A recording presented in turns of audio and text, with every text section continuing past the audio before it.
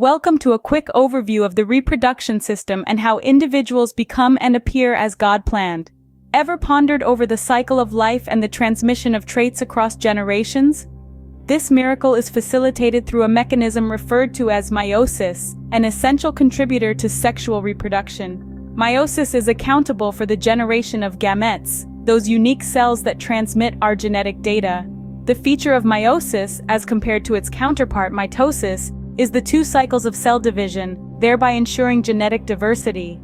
Thus, meiosis single-handedly fuels the diversity displayed in life forms. Now let's delve into the male reproductive system where the amazing process happens. Please refer to your anatomy and physiology revealed assignments for detailed views. The male reproductive system is comprised of several key organs. First off, we have the testes. These are the primary organs and are responsible for producing sperm and the hormone testosterone. Each testis is housed within a protective sac known as the scrotum, which maintains an optimal temperature for sperm production. Next up, we have the epididymis. This coiled tube is where the sperm cells mature and gain the ability to swim, which is vital for fertilization. Finally, we have the vas deferens, a long muscular tube that transports mature sperm to the urethra, the exit route for the sperm during ejaculation. Keep in mind, these organs form a sophisticated production line. The testes generate the sperm, the epididymis matures them, and the vas deferens ensures they reach their destination.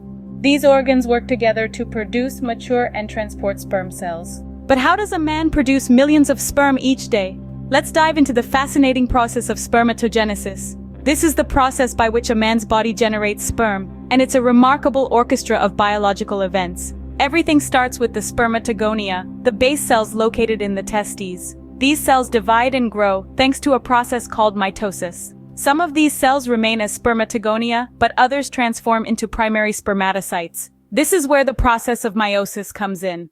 The primary spermatocytes divide into two secondary spermatocytes. Then these secondary spermatocytes further divide into spermatids, each carrying half the genetic information. After this, the spermatids transform into mature sperm cells. This process, known as Spermatogenesis, involves the development of a flagellum for mobility and the loss of unnecessary cytoplasm. So from a single spermatogonium to a mature sperm cell, it's a journey of division, transformation, and maturation. And that's how a male produces about 1,500 sperm per second. Now let's jump to the female side of things. Our focus here is on the main organs of the female reproductive system: the ovaries, fallopian tubes, uterus, and vagina. Please refer to your anatomy and physiology revealed assignments for detailed views. Starting with the ovaries, these almond-sized organs are powerhouses of productivity, releasing eggs during each menstrual cycle in a process called ovulation. They also produce essential hormones, estrogen and progesterone, which regulate menstruation and pregnancy. Moving on, the fallopian tubes act as a meeting point for sperm and egg. If an egg is fertilized, it journeys down the tube to the uterus, the next stop on our tour. The uterus, a muscular organ, is the site where a fertilized egg implants and grows into a fetus. It's designed to protect and nourish the developing baby. Lastly, the vagina, a flexible passageway, serves multiple roles. It allows for menstrual flow from the body, acts as the birth canal during childbirth, and is involved in sexual intercourse. These organs create the perfect environment for the creation and nurturing of a new life. But how does a woman produce an egg each month? Well, let's unravel the mystery, incredibly different from the male counterpart. A woman's egg-making process is called oogenesis, and it's a fascinating journey that begins before she's even born. The initial stages occur in the female fetus, where cells called oogonia multiply by mitosis. At some point, these oogonia transform into primary oocytes, which enter meiosis but pause at prophase 1. This pause lasts until puberty hits, and from then on, each menstrual cycle will resume the meiosis of one primary oocyte. Now, the primary oocyte undergoes the first meiotic division to produce two uneven cells, a secondary oocyte and a small polar body. The secondary oocyte then moves into the second meiotic division, but halts at metaphase 2. It will only complete this division if fertilization occurs, forming the mature ovum and another polar body.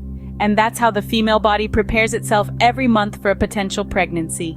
But what about when we want to control this process of reproduction? Indeed, birth control methods offer us the freedom to decide when and if we want to have children. These methods range from barrier methods like condoms and diaphragms to hormonal methods such as birth control pills and patches to more permanent solutions like sterilization. Each method has its own effectiveness rate, with some methods being more reliable than others. For example, an intrauterine device or IUD is over 99% effective, while condoms are about 85% effective when used correctly. STDs, sexually transmitted diseases, are now commonly referred to as STIs, sexually transmitted infections, because the term infection better reflects the broader range of conditions caused by pathogens, including those without symptoms. This shift aims to reduce stigma and promote a more accurate understanding of transmission and prevention. Now, these are infections that are primarily spread through sexual contact.